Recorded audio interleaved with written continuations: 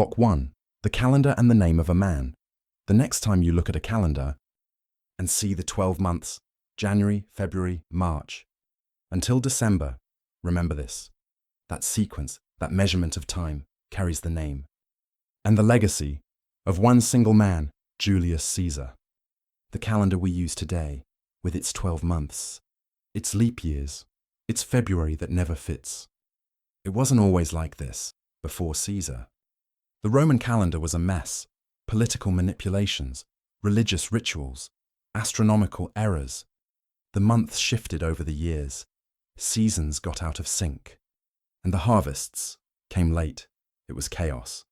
Every consul, every priest, each year, played with time as if it were a political toy. If it was convenient, they would add days.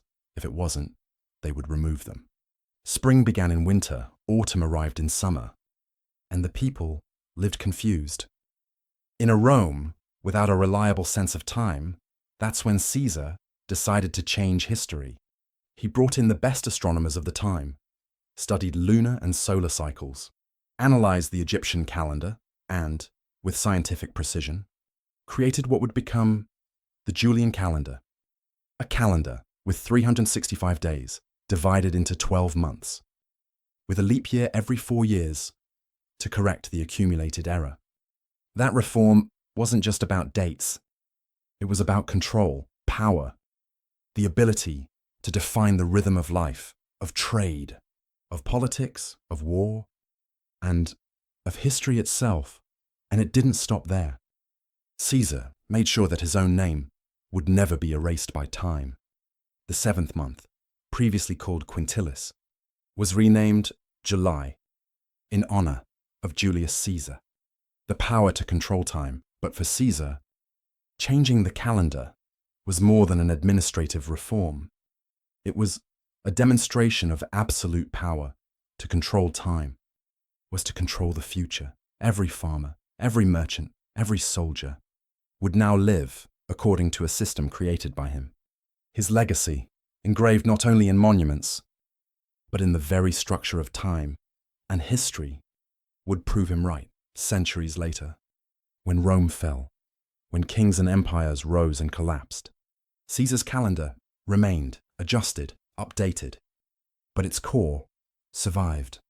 Today, when we say the name of a month, when we plan a meeting, a trip, a birthday, we're following a logic. That began with the will and the ambition of a single man, Julius Caesar. Didn't just conquer territories, he conquered time. And every year that passes, every calendar that hangs on a wall, every countdown to a new year is a silent echo of his greatest and most subtle conquest. Block 1. Rome in crisis and the youth of Julius Caesar. Rome. 100 BC. The air in the city was heavy. Thick with dust, sweat, and political tension, the streets were always crowded. Vendors shouting, slaves running back and forth.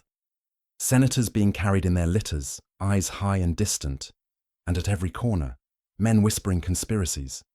Rome lived under a silent fever. Something was about to explode. And everyone felt it.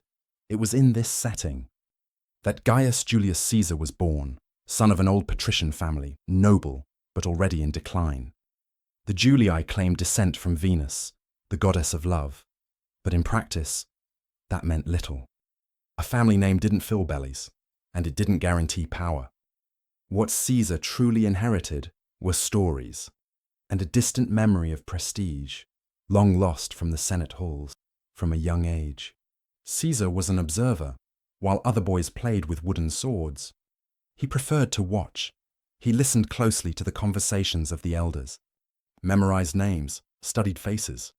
He knew who held influence, who pretended to be friends with whom, and who hated whom.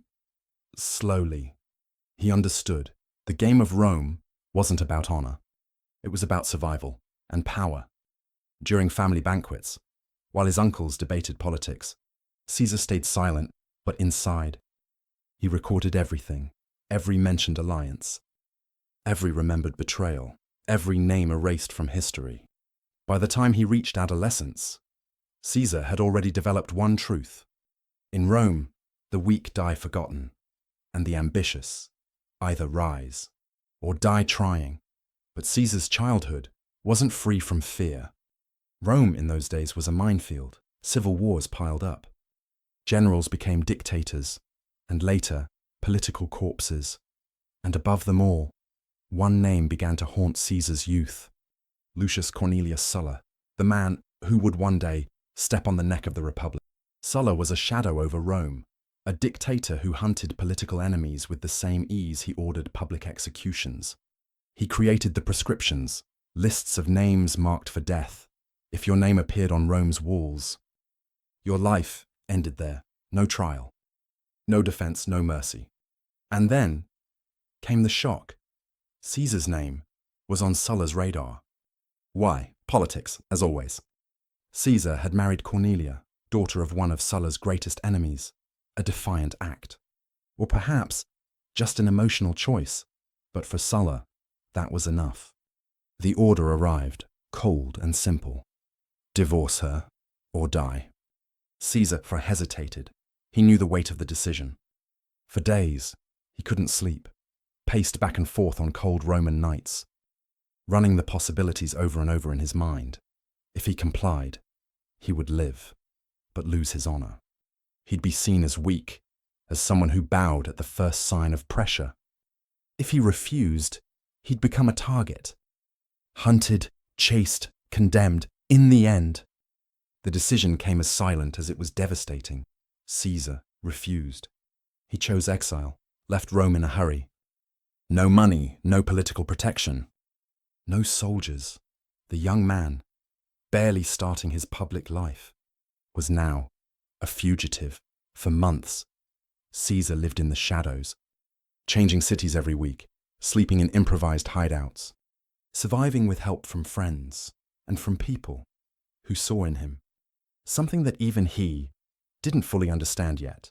While Rome followed Sulla's cycle of fear, Caesar forged something inside himself. The anger, the humiliation, the sense of injustice, slowly turned into a new force. He would never again be just a name. He would become a threat, a man who in the future would make the powerful kneel. When political winds finally shifted and Sulla left power, Caesar was able to return, but he was no longer the same. The first school of survival, the army, free from persecution. But without political position, Caesar did what was left for a young Roman with ambition and no resources. He joined the army, he was sent to Asia Minor, and there, amid military campaigns against rebellious tribes and fortified enemies, Caesar began to show what he was truly capable of. He displayed courage, led small detachments, saved fellow soldiers' lives, earned commendations for bravery. But above all, he learned. He learned that war wasn't won just with swords. It was won with morale, with strategy, with psychology. The pirates incident, a global warning. During one of his journeys across the Mediterranean, Caesar was captured by pirates, ruthless men, mercenaries of the sea, specialists in extortion. They imprisoned him on a small island and sent messengers to Rome demanding ransom. The price? 20 talents of silver. But when Caesar heard the amount, he laughed. In front of his captors, he said, "You don't know who you've captured. 20 talents is far too little. Ask for 50. The pirates, amused, agreed. And during the following days, Caesar lived among them, as if he weren't a prisoner. He gave orders, told them to quiet down when they made too much noise, joined their daily routines, made speeches, and sometimes, with a joking tone, threatened, "When I'm released, I will hunt each of you down and crucify you all." They laughed, but Caesar kept his word. As soon as the ransom was paid, he gathered a small fleet, chased the pirates across the sea, captured every single one. And keeping his promise, he ordered their crucifixion. But, as a final gesture of mercy, he ensured their deaths would be swift, a chilling mixture of brutality and calculated pragmatism. The story spread across Rome. The young man whom few had taken seriously now was seen differently, not just as a brave soldier, but as a man who never made empty threats. Caesar always delivered. The return to Rome, the awakening of a political mind, with a growing military reputation, and with a story that began to circulate among the people. Caesar returned to Rome, but this time, not as the defenseless young man he had been now. He was a figure that started to make the powerful uneasy, his oratory sharp, his presence magnetic, his ability to build alliances unsettling. And there, in the forum's alleys, in the Senate's corridors, in the wary glances of the elites, Caesar began to write the first chapter of his legend. From this point on, the young soldier would transform into the strategist, the politician, and inevitably, the man who would change Rome's destiny. Block 2, the political rise, alliances, conspiracies, and the triumvirate. Rome, 70 BC. The political air in the city was thick and charged, the streets filled with tension. Senate speeches, more aggressive than ever, populist factions growing in size and influence, and the old aristocrats starting to feel that the world they knew was slipping away. And in the middle of this storm, there he was, Julius Caesar, no longer the young fugitive, no longer just a brave soldier. Now, Caesar was becoming a ruthless politician, the first phase, master of popular manipulation. Caesar understood that the people were his most powerful weapon. While many senators stayed locked inside their palaces, he walked the streets, spoke with the plebeians, distributed bread, sponsored games, financed small public festivals, and above all, he was present. Every time a Roman citizen uttered Caesar's name, his power grew. While the aristocrats mocked him, calling him a populist, Caesar smiled, because he knew the goal wasn't to defeat the senators, it was to conquer the people, and he was winning. The debts and the price of power, but everything had a cost. To keep the parties, the banquets, the games, Caesar plunged into astronomical debt. He owed everyone, creditors, bankers, political allies. But for him, that wasn't a problem. It was an investment. Every coin spent was a vote bought, every debt a future leverage. He often told himself, power comes first.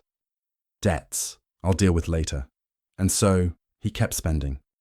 The unlikely partnership, Crassus and Pompey, behind silk curtains. In private rooms across Rome, a new alliance began to take shape. On one side, Marcus Licinius Crassus, the richest man in Rome, owner of mines, lands, and a network of influence built on gold. On the other, Pompey the Great, the victorious general, loved by soldiers, respected by enemies, and then, in the middle, Caesar, the link between wealth and military power. Their union seemed unlikely, but Caesar knew how to manipulate egos. He praised Pompey, while promising Crassus future political favors. He knew exactly what to say to each, and what to hide from both. Thus was born the first triumvirate, a secret alliance, not official but deadly. Together, they began to control Rome, the first political victories. With the support of the two most influential men in the city, Caesar advanced. He was elected praetor, then aedile, and soon Pontifex Maximus, the highest religious office in Rome. It was a strategic move. By assuming the title of Pontifex, Caesar gained political immunity and ideological control over the masses. Now, he had the people's faith in his hands, but Caesar wanted more. He wanted the provinces. He wanted to govern distant lands, command legions, and create his own army of personal loyalty. And so came his next move. Caesar ran for the office of consul, the highest position in the Republic, and, with Pompey's support, Crassus's money, and the people's votes, he won. Caesar as consul, politics as war. The Senate went into panic during his consulship. Caesar bulldozed through all protocols, forged quick alliances, pushed laws through by force, used violence inside the Senate itself. He was relentless. Conservative senators called his year in office the year of anarchy, but for Caesar, it was just another step. By the end of his term, he secured for himself something even more valuable: the military command of Cisalpine Gaul, Transalpine Gaul, and Illyricum, 3 provinces, hundreds of thousands of men, and the legal right to command troops without Senate interference. Now, Caesar had what he had always wanted: an army, the beginning of a new era. When he left for the provinces, many in Rome breathed a sigh of relief. They believed that, far from the city, Caesar would lose influence, that he would become just another provincial governor. But what no one imagined was that Caesar was only getting started. In Gaul, he would face the greatest military challenges of his life. He would fight wars that would change the map of Europe. And more importantly, he would use every victory as fuel to build his legend. And there, in the dense forests of Gaul, in the blood-soaked battlefield, Julius Caesar would cease to be just an ambitious politician and begin transforming into the greatest general in Rome's history.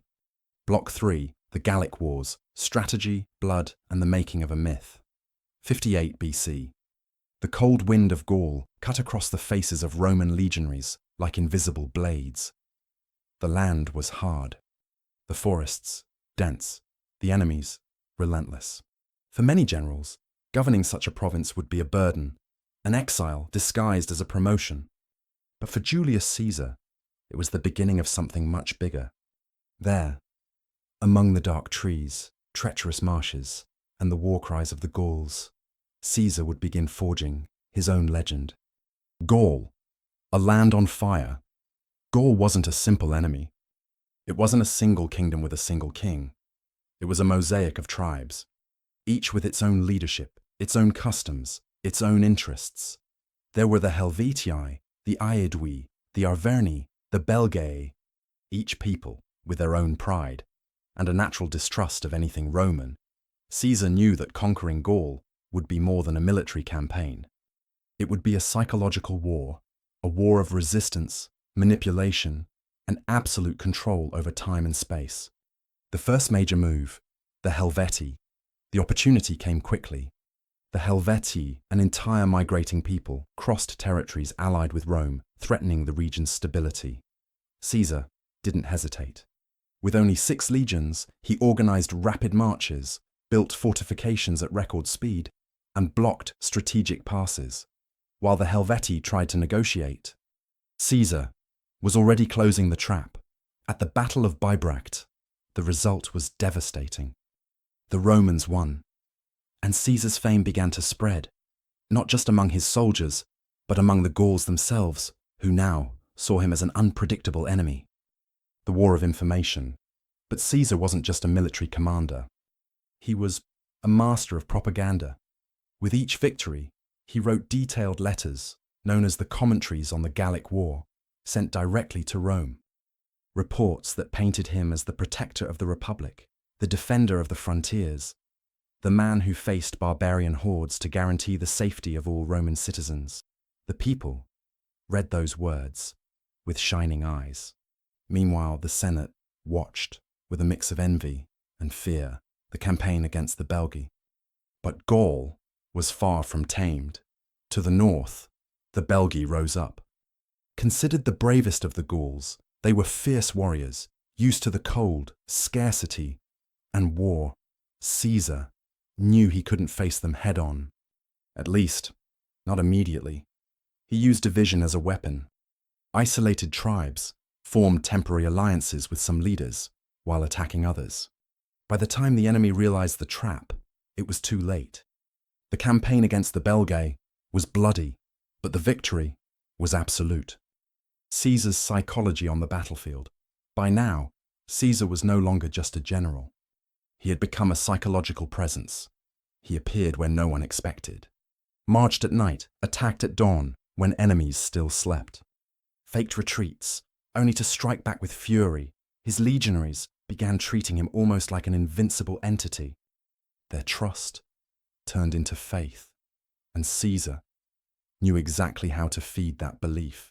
He walked among his soldiers, ate with them, shared risks. He was seen and heard. And with that, he won not just obedience, but devotion. The rise of Vercingetorix, the greatest challenge. But every war has its climax, and for Caesar, it came in the form of a man. Vercingetorix, leader of the Arverni, charismatic, a strategist, and above all, someone capable of uniting the Gallic tribes, something no one had done before. Vercingetorix understood that he couldn't defeat Rome with open field battles. He launched a war of attrition, burned his own villages to cut off Roman supplies, destroyed crops, forced Caesar to march through barren, starving, and hostile lands. Every day was a test. Every decision, a choice between advancing or dying of hunger. Caesar did not retreat.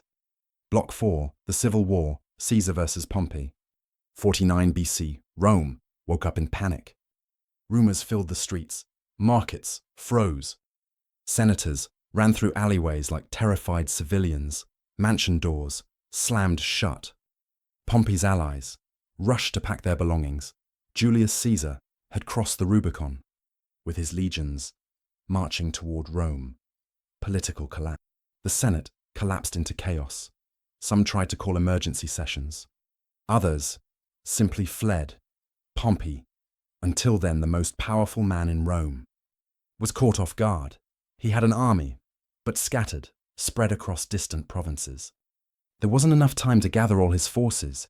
Rome was defenseless, and Caesar was advancing, marching fast, as he always did, with discipline, with strategy, with a single objective: to seize the political heart of the empire. The flight from Rome, Pompey made a difficult decision. Abandon the city. He gathered what he could: allied senators, trusted officers, and a makeshift guard. He took the state treasury, took important documents, and fled, heading south through Italy, then to Brundisium, and eventually to Greece. Pompey's plan was simple: buy time, assemble forces, call for reinforcements from all eastern provinces, and face Caesar, far from Rome, the occupation of Rome. When Caesar arrived, the city was empty of leadership. No real resistance, but he didn't celebrate. He knew that the real enemy was regrouping across the sea. Caesar needed time.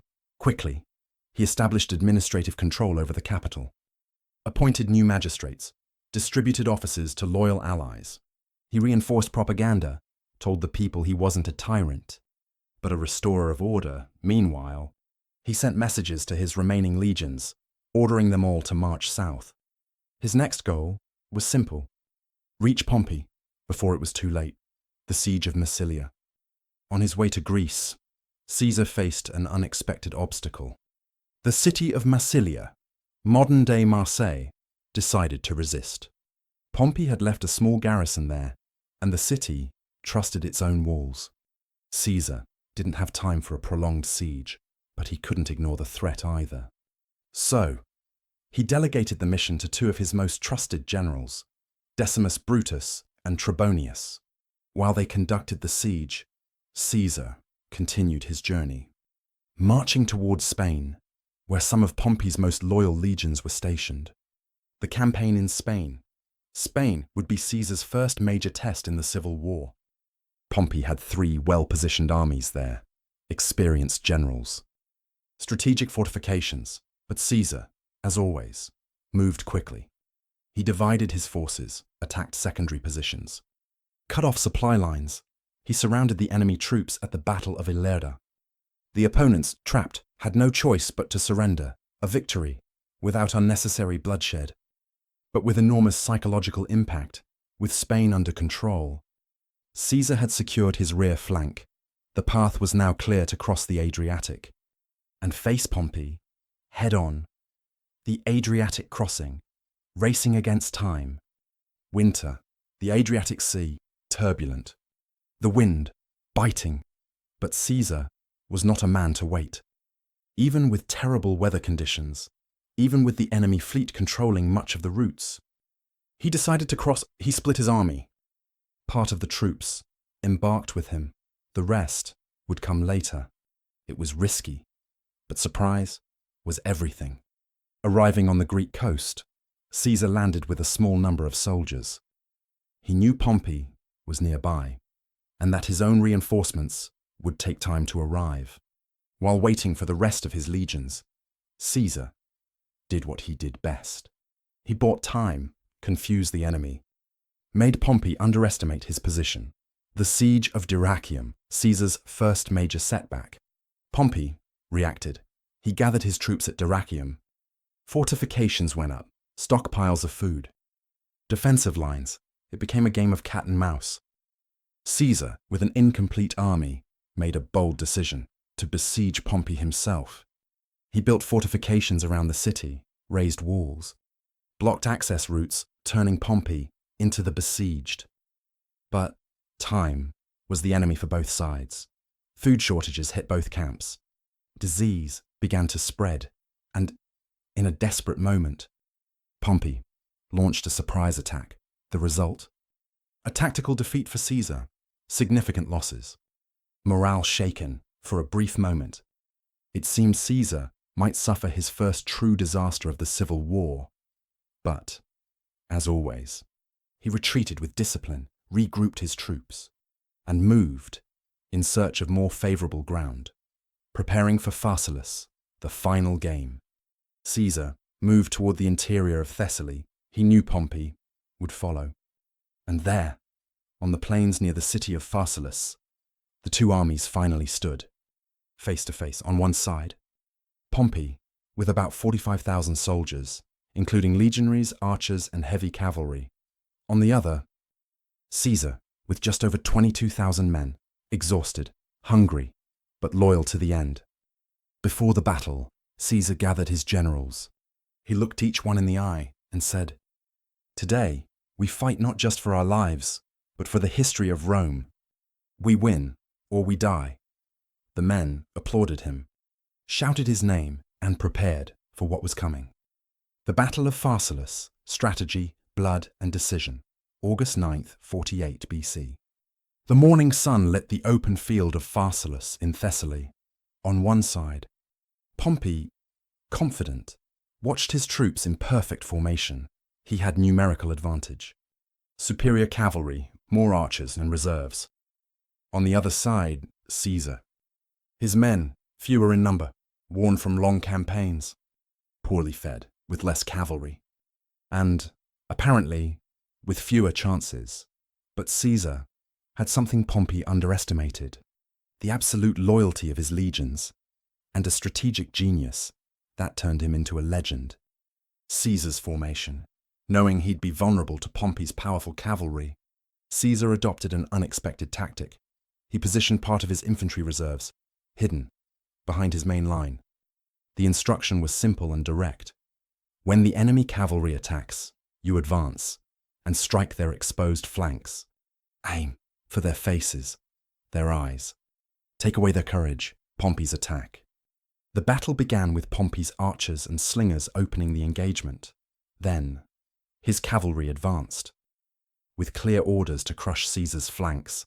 For a moment, it seemed everything would go as Pompey had planned. But then, out of the dust and confusion, Caesar's hidden troops emerged with short spears, fast movements, and a brutality that caught Pompey's horsemen off guard. They collapsed Pompey's flank. What was supposed to be an attack turned into panic, the breaking of morale. With his cavalry defeated and his central infantry line under pressure, Pompey's troops began to crumble. Caesar, as always, led personally. He marched among his men, shouted orders, pointed to the enemy's weak spots. Each Roman advance was a dagger into Pompey's morale. One by one, Pompey's formations began to break. Pompey's flight, realizing defeat. Pompey fled. He left the battlefield with only a few trusted men, leaving behind soldiers, banners, and his own dignity. The general, once called the Great, was now just a man on the run. Aftermath. Rome without a rival. Caesar walked among the dead, saw the faces of men who had fought for him, and those who had fallen against him. He ordered that the enemy dead be buried with respect, offered mercy to the surviving prisoners, and then, with his boots still stained with blood, he looked to the horizon, knowing that from that moment on, Rome was his. But deep down, he also knew one shadow still remained. Pompey was not dead. He had fled to Egypt. And Caesar, as always, left no loose ends. His next journey would take the conqueror to a meeting with history and with Cleopatra. Block 5. The conquest of Egypt and the encounter with Cleopatra. 8 BC. Pompey, the man who had once been Rome's undisputed leader, was now just a fugitive. After his defeat at Pharsalus, he ran, crossed lands, seas, looking for a place where he could rebuild.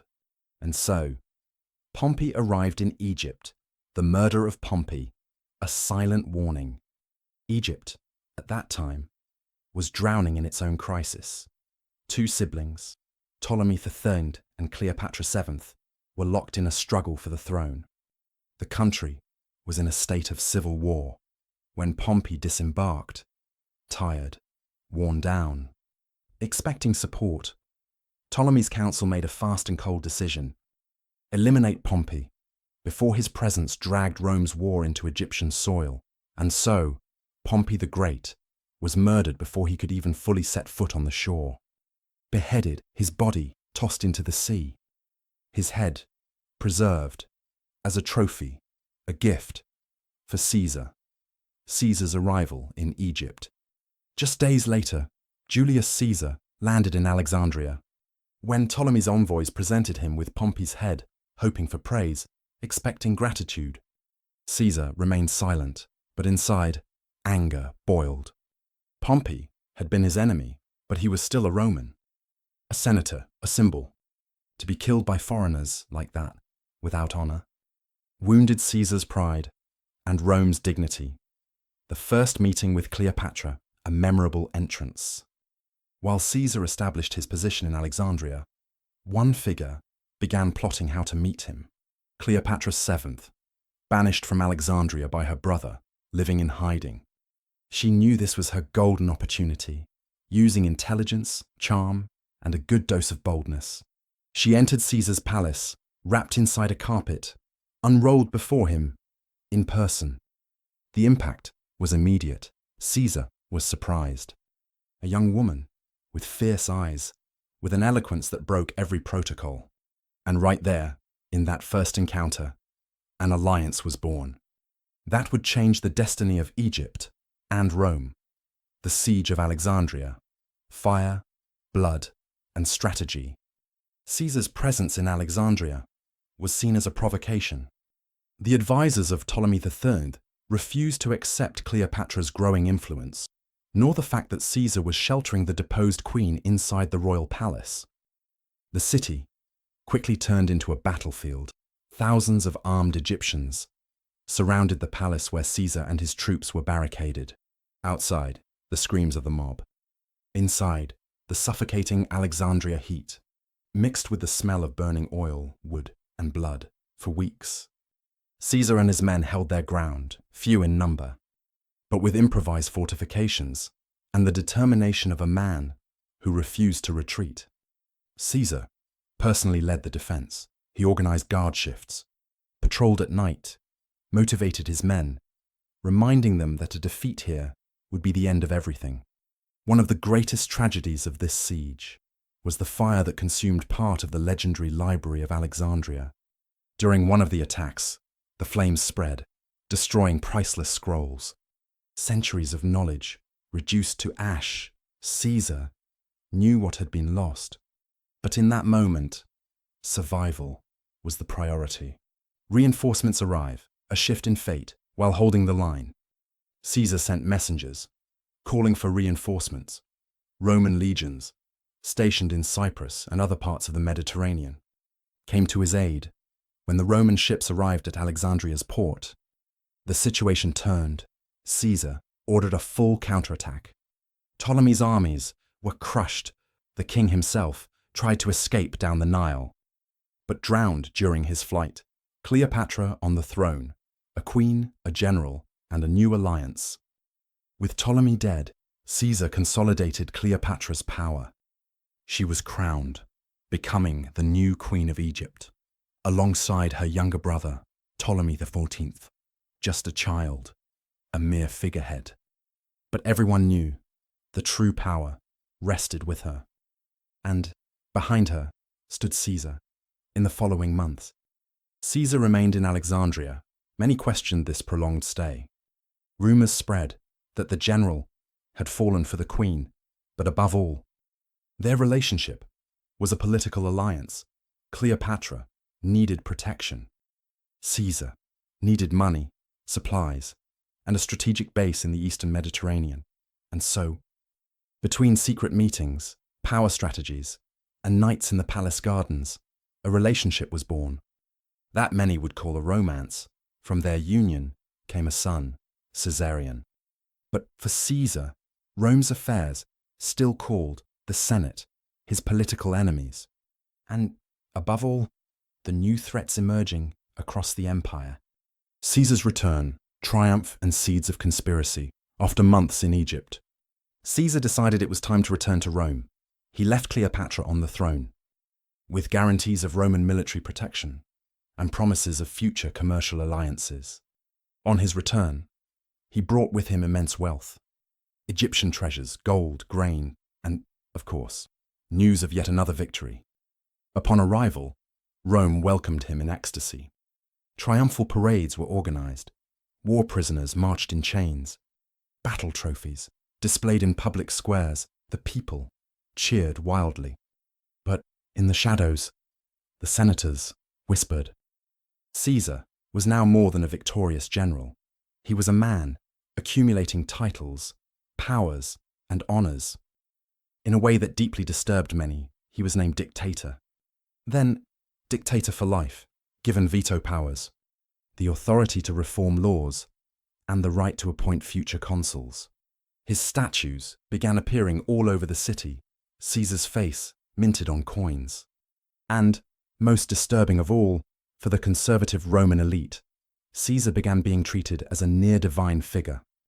The voices of opposition, once scattered, began to unite. Names like Cassius, Casca, Decimus Brutus, and even Brutus, his former protege, started meeting in the city's most discreet houses, in shaded gardens, in silent corners. Fear, envy, and paranoia were turning into something bigger. Caesar noticed the heavy air around him, the shifted tones in greetings, the absence of old friends from political meetings.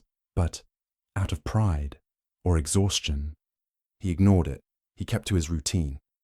Speeches, reforms, banquets, and sit late at night. He dreamed of new military campaigns. The next target? The Parthian Empire.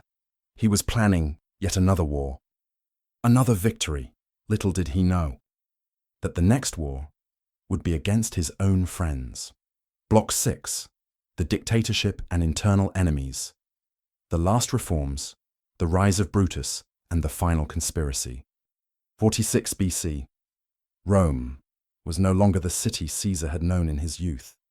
The streets, once divided among various political factions, now had only one dominant voice, Caesar's. Statues of him multiplied across the squares, coins bore his face. Public games, speeches, decrees, everything revolved around one man.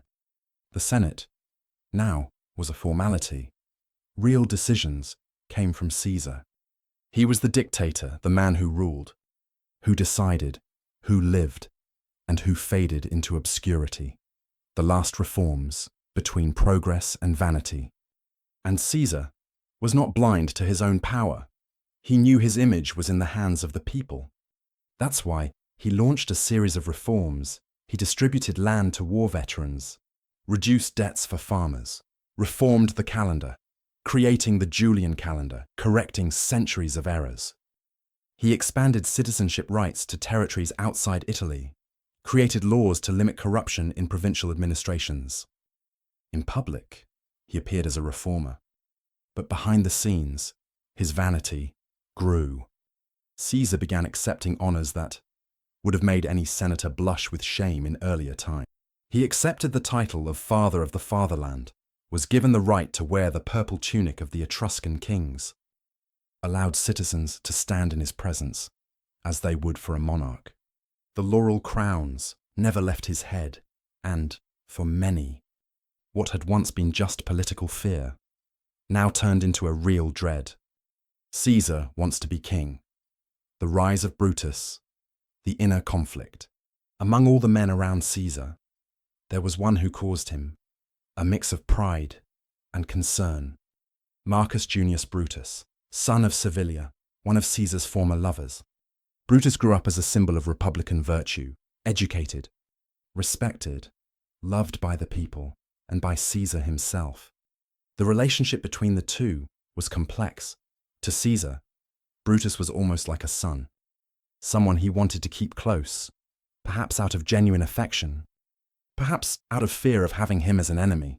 But Brutus lived with a dilemma. On one side, his gratitude towards Caesar, the favors received, the political protection; on the other, his devotion to the Republic, to the ideals of freedom, to the tradition he now saw being slowly destroyed. As Caesar accumulated titles, Brutus fell into sleepless nights. He heard the whispers in the Senate corridors, participated in discreet meetings, where names like Cassius, Casca, and other discontented senators began crafting dark plans, the birth of the conspiracy. The breaking point came when Caesar accepted the title of perpetual dictator. For the conspirators, that was the final signal. From that moment on, Caesar would never relinquish power. They feared that the next step would be his formal coronation as king. Meetings started happening more frequently. Names were added and removed from the list of participants. Some hesitated. Others embraced the idea with fervor. The strategy would be simple and brutal. Kill Caesar before he kills the Republic. Caesar felt the heavy air around him, noticed the diverted gazes, the silences in meetings that used to be lively, the vague answers from old allies. But out of pride or sheer exhaustion, he ignored it. He kept to his routine, speeches, reforms, banquets. And, in the late hours, he dreamed of new military campaigns. His next destination, the Parthian Empire. He was planning one more war, one more victory, unaware that the next war would be against his own friends. The Ides of March, Caesar's last morning, March 15th, 44 BC. The morning in Rome felt strangely quiet. The sky overcast. The air heavy. Caesar woke early, as he always did. But that night, he had slept poorly. Disturbing dreams, visions of blood. And, according to some accounts, even a whispered warning from his wife Calpurnia, who insisted, "Don't go to the Senate today." She had nightmares. Saw her husband lying dead, covered in blood, on the Senate steps. Caesar hesitated for several minutes. He considered cancelling his trip, but, out of pride, and unwilling to fuel political gossip, he decided to go. On his walk through the streets, several men tried to approach him, handing him notes, warnings, messages, but lost in thought. Caesar ignored them. He continued toward the theatre of Pompey, where the Senate was meeting that day. His fate already sealed. The assassination, blades of betrayal. When Caesar entered the chamber, the conspirators were already waiting. Some trying to maintain their disguise, others barely hiding their nerves. Caesar walked among them, wearing his purple toga, the color reserved for men who shaped history. As he sat down, one of the conspirators, Tullius Cimber, made the signal. He approached, grabbed Caesar's toga, as if making a request.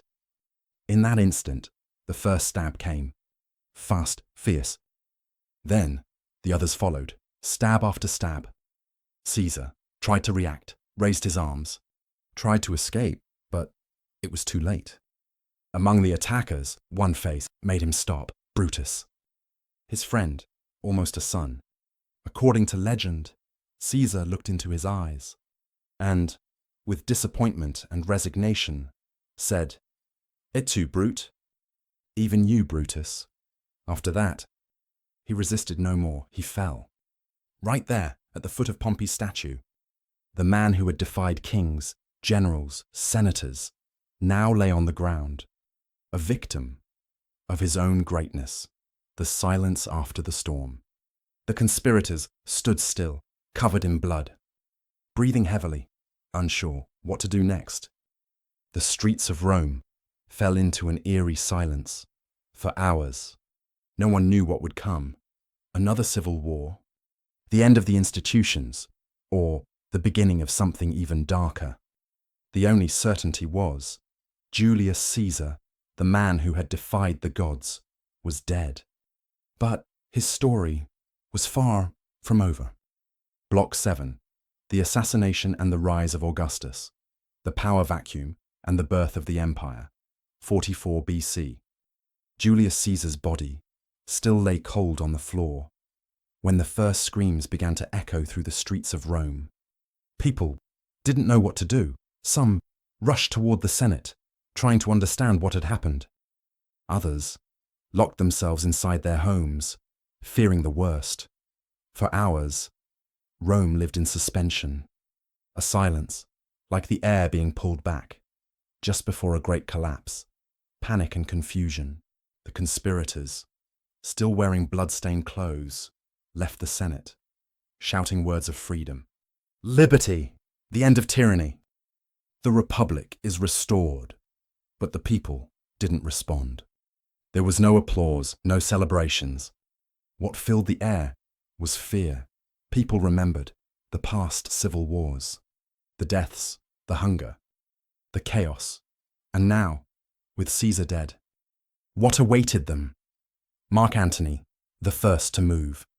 While the conspirators scrambled to organize a political speech, one man acted from the shadows. Mark Antony, a loyal ally of Caesar, a general, and above all, a master of rhetoric. Antony knew that Rome's future would be decided in the coming hours.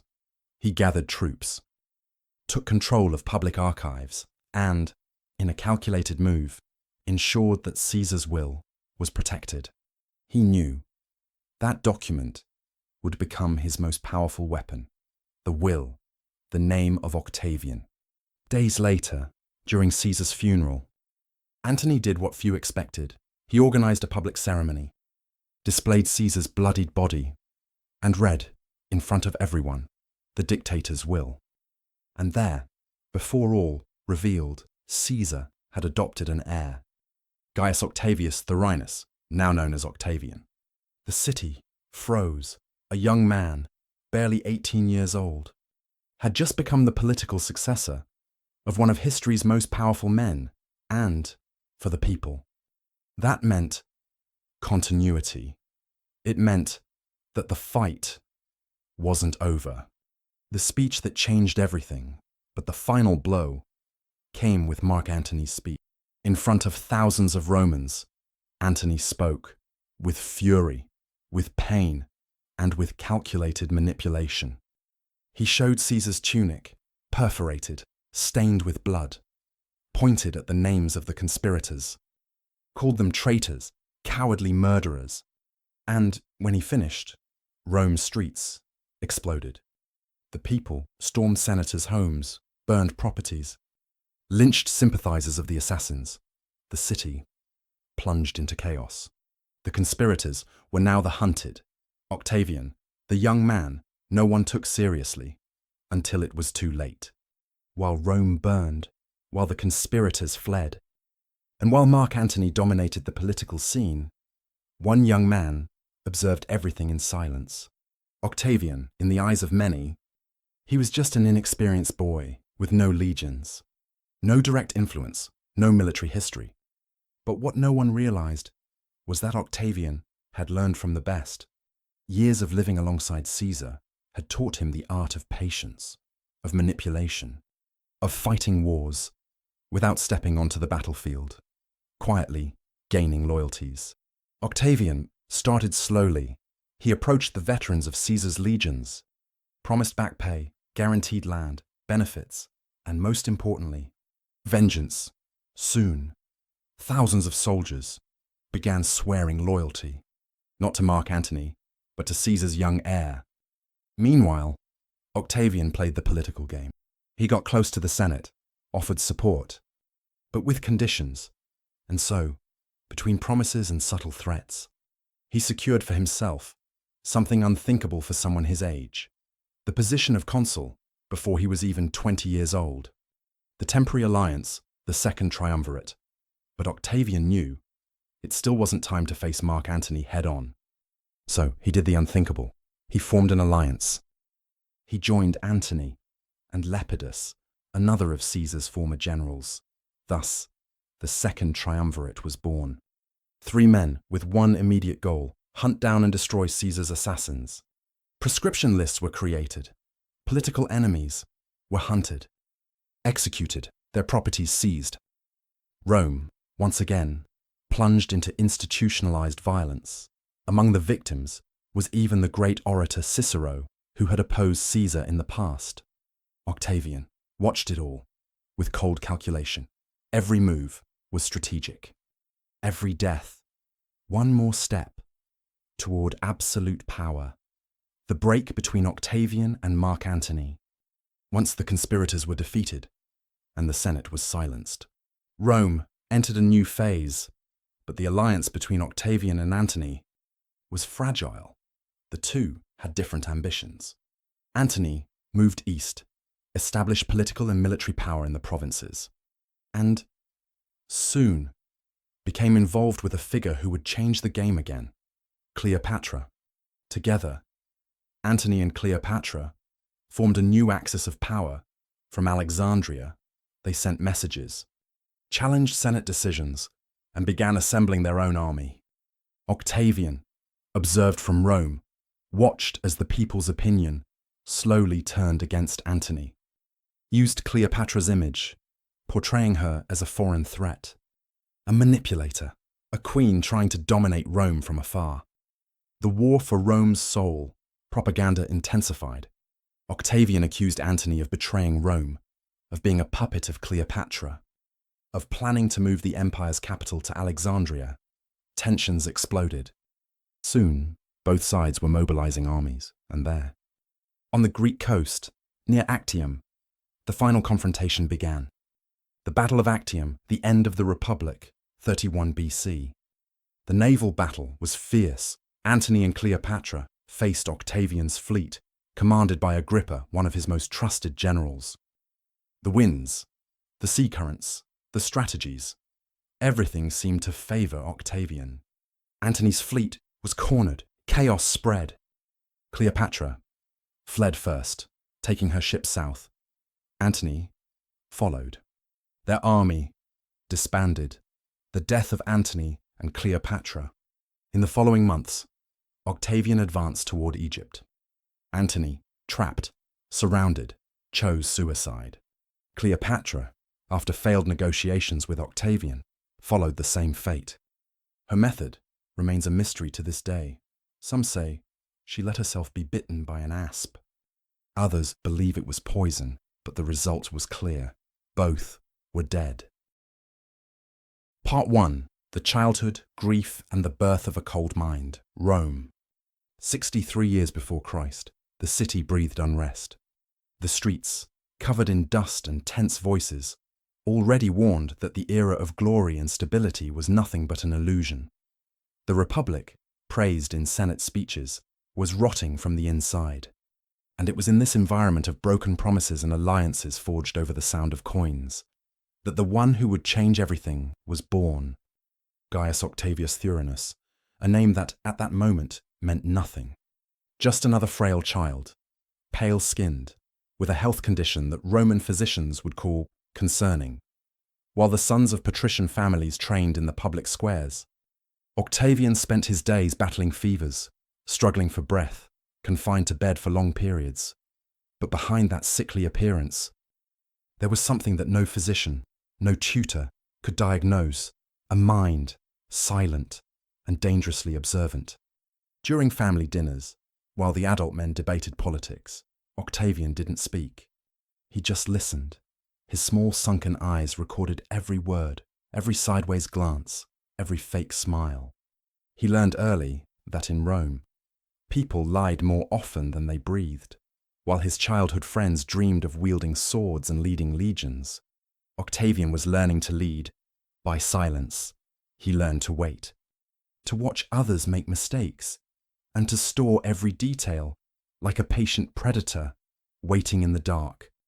The central figure of his upbringing was his mother, Attia, a strict woman, pragmatic, who understood long before anyone else that her son would never survive in Rome if he were just another idealistic boy. So she shaped him, with coldness, with discipline, and with an education focused not on virtue, but on survival. Octavian didn't learn to be just. He learned to be effective, but it was his relationship with his great uncle, Julius Caesar, that truly sharpened him. Caesar, always observant, saw in the young boy a reflection of himself, but with one crucial difference. Octavian was more reserved, more discreet, less emotional. While Caesar inflamed crowds with speeches, Octavian preferred to listen, quietly, while others lost themselves in the heat of the moment. The day Octavian accompanied Caesar to the Senate for the first time was unforgettable. He watched how the senators smiled, while secretly wishing for Caesar's death. He saw how applause came, tainted with hypocrisy. On the way home, inside the carriage, Octavian asked Caesar, "They hate you, don't they?" Caesar smiled and answered, "They fear me, that's enough." Octavian would never forget that answer. Life moved on, and soon came his first great loss, the death of his father. The boy, barely 12 years old, stood at the funeral with the same cold stare as always. No tears, no sign of weakness. While others mourned, Octavian thought, calculated, watched, who approached, who avoided eye contact, who whispered in the back of the room. That day, he learned that even in death, Rome played games, but the biggest shock was still to come. March 15th, 44 BC, the day Julius Caesar was stabbed to death in the heart of the Republic. The Senate floor, stained red, his body left like that of a common criminal, and Rome plunged once again into chaos. Octavian, who was far from the city when the news arrived, remained silent for hours. They say he didn't cry, didn't scream. He simply asked to be left alone in his room that night while others mourned. He planned when Caesar's will was read. Rome froze. The primary heir was not Mark Antony, not any seasoned general, not even a long-serving senator. The chosen one was him, Gaius Octavius Thurinus. From that moment on, he would no longer be just a frail young man. He became Gaius Julius Caesar Octavianus, adopted son and heir of the most feared man in Rome. His return to the city was theatrical, wearing simple clothes, no pomp, but with eyes that now carried a new shadow. Caesar's veterans received him with curiosity, some with distrust, others with forced smiles. But Octavian knew what to do, one by one. He visited the homes of each soldier, spoke with them, offered promises, reminded them of the loyalty they owed to the name Caesar. Little by little, the men began to change sides, turning away from Mark Antony. Meanwhile, Mark Antony underestimated him. To him, Octavian was just a spoiled boy, with no political weight, with no military capability, a mistake that would cost him dearly. Octavian, in silence, wove alliances. He approached Cicero, Rome's greatest orator, and Mark Antony's most vocal enemy. Octavian accepted the public praise, joined Senate meetings, let them paint him as the new defender of the Republic. And through it all, with that quiet smile, he prepared his next move. When the second triumvirate was formed, Octavian didn't resist. He accepted, smiling, the fake friendship of Mark Antony and Lepidus, but inside, he had already decided they were just stepping stones, and he would climb over each of them, even if it meant walking over their corpses. The prescriptions were his first big rehearsal. Octavian didn't hesitate to sign names onto the death list, nor did he flinch when Cicero, the same man who had helped him just months before, was executed. Politics had no space for gratitude, and that was just the beginning. Part 2. The chaos, the manipulation, and the road to the crown. Rome, still bleeding from the wounds of civil war. The air smelled of iron and ash. Every conversation was whispered. Every glance loaded with suspicion. Every shadow carried the weight of a possible betrayal. The prescriptions had turned the streets into a hunting ground. A single disagreement, a small debt, even a personal grudge, any reason, was enough to have someone's name nailed to the lists of the condemned. And at the center of it all was him, the young heir. Octavian, calm, cold, and emotionally, drifting further and further from any idea of true friendship or loyalty. He had learned that in Rome, loyalty died faster than men. But the real threat still breathed: Mark Antony, a war veteran, loved by many soldiers, and now deeply entangled with a new force, Cleopatra. The Queen of Egypt, Octavian watched from a distance. But he watched everything. He knew where Mark Antony was, knew who he slept with, knew what he drank, knew every one of his weaknesses, and more importantly, Octavian knew how Rome reacted when it feared the foreigner. So the game began, not with armies, not with spears, but with words. Octavian created an enemy, and he gave that enemy Mark Antony's face. He spread rumors, carefully calibrated. Mark Antony has abandoned Rome for Alexandria. He's being controlled by a foreign woman. He plans to move the capital of the empire to Egypt. The gossip started in taverns, then in the public squares, and soon reached the Senate. And like any great manipulator, Octavian never made direct accusations. He let others speak for him. He used allied senators, paid orators, hired poets, and secret pamphlets. The testament, the masterstroke, but the most brutal and brilliant move was yet to come, in a political maneuver that remains infamous even today. Octavian obtained a secret copy of Mark Antony's will, a document, supposedly protected inside the sacred temple of the Vestal Virgins, was now in Octavian's hands, and its contents were pure dynamite.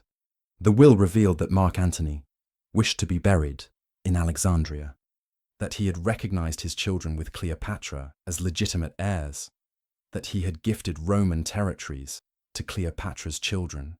It was everything Octavian needed in a theatrically staged Senate session.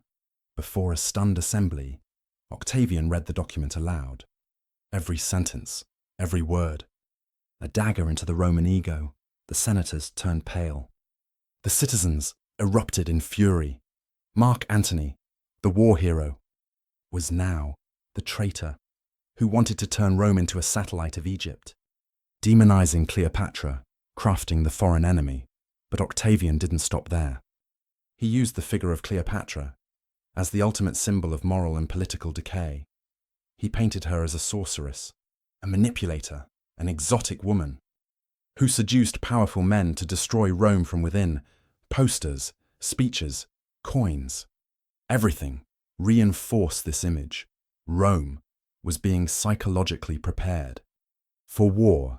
Octavian's own image, the protector of Rome. And while destroying Antony's image, Octavian carefully cultivated his own. He appeared in public wearing simple clothes, visited temples, participated in traditional ceremonies, distributed food to the poor. He wanted to appear the ideal Roman, the defender of republican values, the protector of morality, the guardian of tradition. It was a flawlessly staged performance. And Rome watched, mesmerized, preparing the people for war. For months, tension grew. Soldiers were recruited, weapons stockpiled, alliances stitched together. Octavian knew time was on his side. He had crafted the perfect enemy, and now only one step remained. Declaring war, but again, he did it with genius. Instead of declaring war on Mark Antony, Octavian declared war on Cleopatra. The psychological trick was perfect. Fighting against a Roman would divide the city, but going to war against a foreign queen, a woman, an external threat, would unite even the most skeptical citizens. And so, Rome went to war, convinced it was defending its values, when in truth, it was merely serving as a tool for a cold, ambitious, calculating young man to become the most powerful figure in history. The military campaign was ruthless.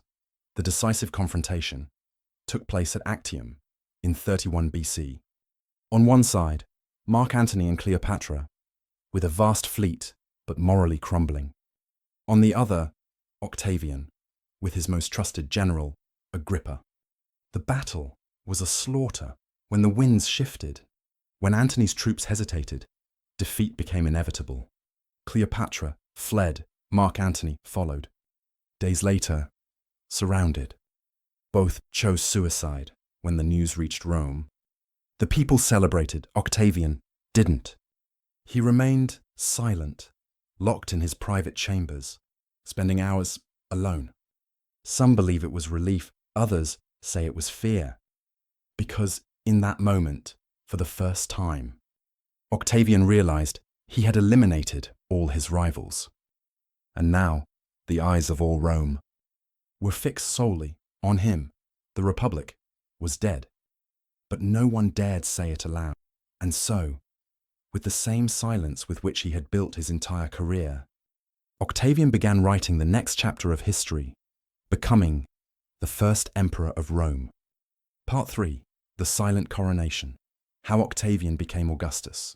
Rome. 30 BC. The streets that had once echoed with war cries and political riots now carried an unfamiliar sound. Silence.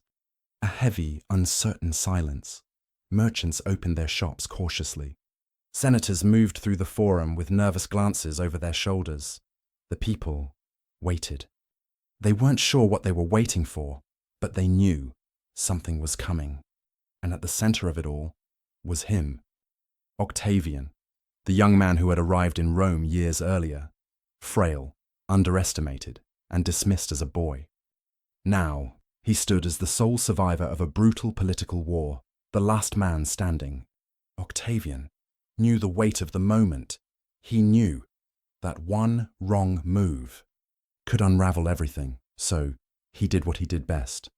He waited. He didn't demand titles. He didn't claim a crown. He didn't storm into the Senate with threats. He remained silent. He appeared in public, dressed modestly, soft-spoken, humble in appearance, but never in control. Every word he spoke, and it was carefully calculated, every gesture rehearsed. And through it all, he repeated the same phrase, for the good of the Republic. While senators scrambled to fill the power vacuum, Octavian watched from the shadows. He wanted them to feel the void, to sense the chaos creeping back in, to realize that without him, Rome could descend into another civil war. And when the fear reached its peak, the Senate finally called for him. They offered him emergency powers. And with a smile that concealed everything he truly felt, Octavian declined. Publicly, he said he had no desire for absolute power, that he respected the Republic too much, that he wished only to serve if the people truly wanted him to. The performance was perfect. The people applauded. The Senate breathed a temporary sigh of relief. But behind the scenes, Octavian already controlled everything that mattered. He commanded the legions. He controlled the treasury. He had loyal men in every corner of the empire. The rest was just ceremony. In 27 BC, the Senate, almost with a sense of inevitability, offered him a new title, Augustus, the venerable one, the consecrated by the gods. And once again, Octavian accepted with public modesty, but private satisfaction. That day, walking back to the Palatine Hill, he knew, with absolute certainty, Rome would never be a republic again. But Augustus wasn't done. He understood that political power wasn't enough. He needed to control perception, control history, control the narrative. So he began crafting his image, not as a tyrant, but as a father. Pater Patriae, father of the nation, he commissioned artists to sculpt him as eternally youthful, calm, wise, almost godlike. He funded poets like Virgil, who wrote the Aeneid, transforming Augustus into a symbol of destiny, a chosen leader, appointed by fate to restore Rome's greatness. Meanwhile, in the shadows, the real machinery of control tightened. Senators were watched, governors monitored. Anyone who whispered discontent would find themselves facing exile, or worse. Without a public trial, the censorship was subtle, but absolute.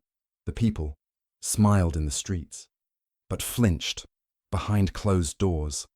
Augustus had mastered something far more dangerous than war. He had mastered fear without bloodshed, silence as a weapon, and perception as a cage. Every morning, he would stand by the window of his palace, look down upon the city, and know every voice, every decision, every life and death in Rome now rested in his hands. The young sickly boy, the overlooked teenager, the underestimated politician, had become the first emperor of Rome. Rome, the empire seemed stable. The streets bustled with merchants and philosophers, the arenas filled with cheers, the temples with prayers for continued peace. From the outside, it looked like the golden age Augustus had promised. But inside the marble walls of the Palatine Palace, the air was thick, heavy, claustrophobic. Augustus had won every war, outmaneuvered every rival. But now, a new, more personal war began. The war over succession, with no natural sons. Augustus's biggest fear was that everything he built would die with him, and that fear, slowly, began to consume him. At first, he turned to Agrippa, his most loyal general and son-in-law. Agrippa wasn't loved by the Senate, but he was efficient, reliable, a man of action. But fate had other plans. Agrippa died suddenly, leaving Augustus exposed. Next, he placed his hopes in his grandsons, Gaius and Lucius Caesar, sons of his only daughter, Julia. Augustus raised them like future emperors. He gave them honors, titles, responsibilities. He paraded them before the Roman people as symbols of continuity. But, again, destiny was merciless. First Lucius, then Gaius. Both died young, both far too soon. Illness, accident, bad luck, perhaps. But in Rome, nothing was ever just bad luck. Rumors began to spread, whispers in dark corridors, accusations of poisoning, conspiracies, silent assassinations. No one dared speak openly, but everyone wondered. And then came the most painful chapter. His own daughter, Julia, once the darling of Rome, popular, intelligent, adored by the people, but also rebellious, defiant. Julia refused to be the quiet, obedient pawn Augustus needed her to be. She took lovers, mock traditions, and worse, did it all under the watchful eye of her father. When the rumors of her affairs became public, Augustus's rage was cold, measured, and absolute, without trial. Without public explanation, Julia was exiled, sent to a remote island, alone, stripped of her titles, her dignity. Her family, Augustus, never saw her again. In his private chambers, he forbade her name to be spoken. A daughter, erased by her own father. But the purging didn't stop there. Agrippa Posthumus, another grandson and potential heir, was next. Known for his unpredictable behavior Agrippa was exiled too. Later, quietly, executed under mysterious circumstances, right after Augustus's own death. One by one, Augustus's potential successors disappeared, some by illness, some by exile, some by death, sudden and convenient. The empire watched, whispered, speculated, but no one dared question him. In the end, there was only one name left: Tiberius, a man Augustus never fully trusted, never loved, but with all other options gone. Tiberius became the inevitable choice. Augustus's final years were spent in isolation, surrounded by memories, ghosts, and the bitter realization that the empire he created would be ruled by a man he never truly wanted on the throne. At night, he walked the empty corridors of his palace, alone, haunted, every door a reminder of someone gone, every silence heavier than the last. The price of control was loneliness, and Augustus paid in full. Part 5, the final days of Augustus and the dark legacy he left behind. The years had taken their toll. The man who had reshaped Rome, who had manipulated senators, commanded armies, and controlled the minds of millions, now struggled to climb the steps of his own palace. His body betrayed him. His skin, thin, almost translucent. His breathing, shallow. His once sharp eyes, now darkened, tired, but still dangerously aware. The nights were the worst. When the palace fell silent, when the footsteps of guards faded down distant hallways, Augustus was left alone with his thoughts. He replayed every decision, every betrayal he orchestrated, every friend he destroyed, every family member he exiled, or worse, sometimes, servants heard him speaking to himself, muttering names, having entire conversations with people who were long dead. But in public, Augustus remained as he always had been, composed, controlled, perfect. In his political theatre, even in sickness, he attended ceremonies, delivered brief speeches, maintained the image of the wise, benevolent father of Rome. But behind closed doors, the empire was already shifting. Power plays, secret meetings, old rivals, repositioning for what would come after. Augustus knew it, and it haunted him. In the final months, he withdrew to Nola, a small city far from the political noise of Rome. It was there, where his father had died years earlier. Whether it was fate or calculated symbolism, Augustus chose to face death in the same place. His breathing became slower, his voice weaker, but even in those last moments, his need for control didn't fade, according to historical accounts. Augustus, moments before death, asked to be carried outside, to sit beneath the sun and look at the Roman sky one last time. His final words, spoken with a faint, tired smile, were, "If all this has been a play, I hope I played my part well." And just like that, the man who had ended the Republic, who had rebuilt an empire on manipulation and fear, closed his eyes and left this world. His body was brought back to Rome, in a procession filled with both reverence and quiet relief. The Senate declared him divine, a god, forever part of Rome's mythos, but buried beneath the marble monuments and the golden statues lay a darker truth. Augustus's legacy wasn't just an empire. It was a system built on surveillance, on psychological control, on the silent elimination of threats, and on the destruction of anyone who stood in his way. His rule became the blueprint for every tyrant, every manipulator, every ruler who would come after. The Republic was gone, and in its place stood an empire, forged in fear, held together by carefully constructed illusions. And perhaps that was Augustus's final unspoken lesson. Sometimes the most dangerous weapons aren't swords, but narratives. Tiberio, Part 1, the cold youth of Tiberius and the burden of being the chosen one. Rome, 42 BC. While the city struggled to rebuild itself after years of blood, conspiracies and betrayals. A boy walked through the marble corridors, already carrying a weight that no child should ever bear, Tiberius Claudius Nero, born into a family of political survivors, raised, not with affection, but with cold strategies, whispers behind closed doors, and daily lessons in distrust. His mother, Livia Drusilla, one of the most ambitious and calculating women Rome had ever known. She didn't raise a son. She engineered a successor. Tiberius learned early that smiles were masks, that affection was often just another tool for manipulation, and that power was never permanent. As a child, while other boys ran through the streets, Tiberius was taught to observe human weakness.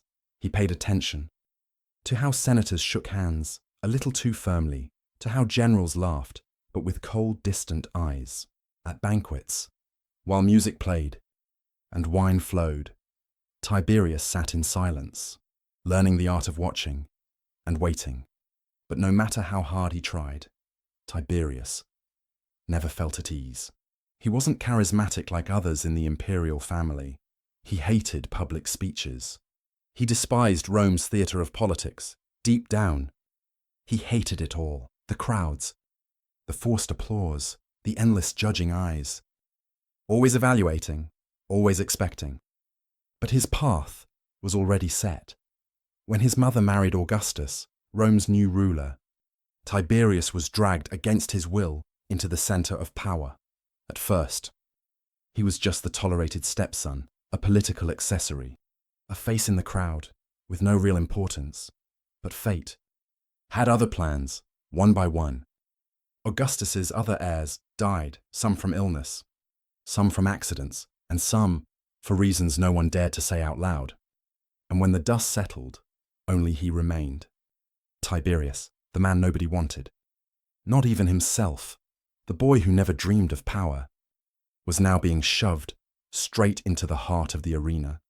He was forced to marry, not for love, but for political strategy. He was sent to lead armies, not for glory, but because Augustus ordered it. Each victory on the battlefield only deepened his isolation. The soldiers respected him, but never loved him. The Senate obeyed him, but whispered behind his back. And Augustus, always, kept him at a distance. Tiberius learned to live with silence, with self-control, with a constant, growing distrust. That consumed him, day by day, while others smiled for the crowds. Tiberius withdrew even further, building wall after emotional wall around a mind that was slowly turning darker, colder, and more alone. And as the years passed, one truth became impossible to ignore. Whether he wanted it or not, Rome was about to fall into his hands. And for a man like Tiberius, that was the worst kind of curse. Part 2. The Reluctant Emperor, when power became a prison. 14 AD. Augustus was dead, the man who had transformed the Republic into an empire, who had manipulated senators, armies, and entire crowds, now was just a cold body, wrapped in solemn cloth, while Rome held its breath, waiting to see who would rule next. And there he stood, Tiberius, the heir no one wanted, and deep down, the man who never wanted the throne. The official ceremony was an emotional farce, senators giving speeches with fake tears, the people applauding out of habit, and Tiberius, there, motionless, his gaze distant, as if the weight of the crown was already crushing his shoulders, before it was even placed on his head. Rome wanted a strong leader, someone inspiring, charismatic. What they got was a man who looked like he'd rather be anywhere else than standing there. During the public announcement, Tiberius hesitated. He stammered, he declined, then accepted, then stepped back again. It was strange, embarrassing to some, alarming to others. No one knew for sure if it was humility or panic, but for those looking closely, the answer was obvious. Tiberius was terrified. The days that followed became a psychological nightmare. Every letter that arrived, felt like a veiled threat. Every glance from a senator felt like the start of a conspiracy. Every public cheer sounded like mockery. He started avoiding appearances, kept meetings short, limited contact. The palace became a maze of silent hallways, restless guards, and doors always locked. But what scared Tiberius the most wasn't the external threats. It was what was growing inside him, a corrosive anxiety, a contained rage, mixed with a sickening obsessive distrust. The emperor began to see betrayal where none existed. He started to imagine conspiracies where there was only silence. Reports of supposed plots arrived daily. Some absurd, others completely fabricated. But Tiberius wouldn't risk it. He ordered investigations, tortures, executions. Better to err on the side of cruelty than fall victim to his own naivety. Executions became routine. A simple anonymous accusation, a poorly chosen phrase, or an invented enemy, and a man's fate was sealed. The Senate watched, powerless. The people began to fear their own silence. Rome was entering a collective state of paranoia. And at the center of it all, there stood Tiberius, alone, afraid, trapped on a throne like a caged animal, surrounded by ghosts that only he could see. And it was in this climate of escalating fear and absolute distrust that a new decision began to form inside the emperor's mind, a decision that would forever change the rest of his life. Escape. Escape Rome. Escape the pressure. Escape the people. Escape even himself. And soon, Tiberius began to focus on a small piece of land, isolated in the middle of the Tyrrhenian Sea, the island of Capri, the future hideaway of an emperor, slowly unraveling from within. Part 3. The voluntary exile in Capri, the island of madness and fear. Capri. A small island, isolated, surrounded by deep waters, with towering cliffs, where the wind seemed to scream, and where the sky, almost always, looked more grey than blue. It was there that Tiberius chose to escape, but what he called an escape would soon become the stage for his own mental collapse. He left Rome, without grand farewells, without speeches, without tears. He simply left, like someone abandoning a burning house, knowing the fire was inevitable. Upon arriving in Capri, Tiberius built his new world. He ordered the construction of new villas with long hallways, secret rooms, and chambers where very few were allowed to enter. Guards were stationed along every path of the island. No one entered or left without his permission. From that point on, the emperor shut himself off completely. The first months were just silence. Tiberius spent hours staring at the sea, imagining how many conspiracies were being plotted at that exact moment in Rome. He received daily reports, read every name, every accusation. With dry eyes and trembling hands, his paranoia, once overwhelming, now was total. Over time, the isolation began to distort everything. Sleep turned to insomnia. Meals became silent rituals. Dreams started to blend with reality. Tiberius began seeing ghosts. He heard footsteps where there was no one, voices calling his name in the middle of the night. Servants said he wandered the halls at night, whispering to the walls, calling out names of people long dead. And then came the darkest side. Tiberius began creating cruel games to distract his mind. Historical accounts speak of macabre parties, of young men and women brought to entertain the emperor, of punishments handed out over mere suspicions, of executions performed as private spectacles. Capri became a labyrinth of fear. Servants in the house were terrified to meet the emperor's gaze. Generals avoided sending reports that might upset him. Senators prayed their names would never be spoken on that island. But the most terrifying thing wasn't the screams, nor the executions, nor the punishments. The most terrifying thing was Tiberius's silence, that empty stare, distant, as if his mind was no longer there, as if the real Tiberius had already died, and what remained was just a shell, a man consumed by his own paranoia. Meanwhile, Rome continued. With interim rulers, the empire was governed through messages sent from afar, written by a man who had completely lost touch with reality. And in Capri, with each new day, with every new sunrise, Tiberius sank deeper and deeper into himself, trapped not on an island, but inside his own mind. Part 4, the final days of Tiberius, death, conspiracy, and the end of a broken mind. The final years of Tiberius were nothing but a sequence of indistinguishable days, sun, fog, the sound of waves crashing against Capri's cliffs.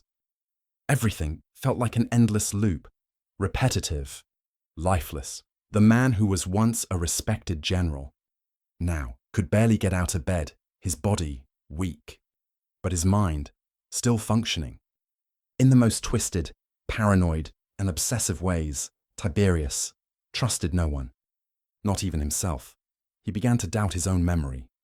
He wrote orders, then questioned if he had truly written them. He called for servants, forced them to read his own letters back to him, as if trying to prove to himself that he was still in control. On the island, the staff already knew. The emperor's mood was unpredictable. One moment, total silence. The next, violent outbursts, screaming, objects thrown against walls.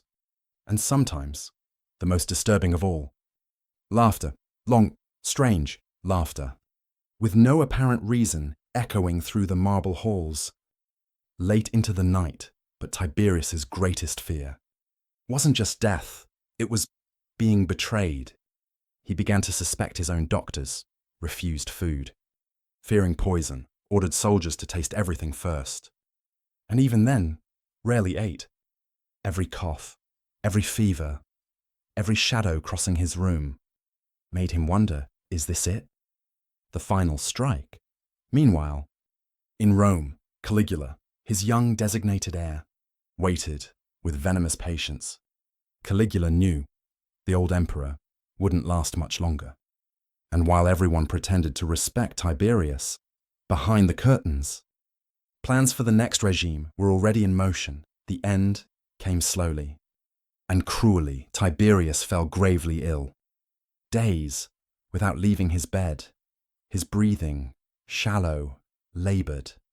A doctor remained at his side, monitoring every breath, waiting for the inevitable, until finally, one late afternoon, the emperor stopped breathing. The doctor announced his death. Guards began preparing the body. Servants rushed to send word to Rome. And as this happened, Caligula began readying himself for his grand triumphant return to claim the throne. But what happened next became one of the darkest legends in Rome's history. As they began moving the body, Tiberius breathed again. For a brief, terrifying moment, he woke up, opened his eyes, tried to speak. But before he could, one of the guards smothered him with a pillow, silently, quickly, efficiently. The fear that had haunted him for decades became reality. In his final seconds of life, Tiberius was murdered in his own bed. No honor, no speeches, no resistance, and so ended the life of a man who spent years obsessing over betrayal, only to die exactly as he had always feared. Rome celebrated his death quietly, some relieved, others already preparing for the chaos that was sure to come. But in history, Tiberius would be remembered not as a hero, nor as a typical tyrant, but as the emperor of paranoia, the man who became a prisoner of his own mind.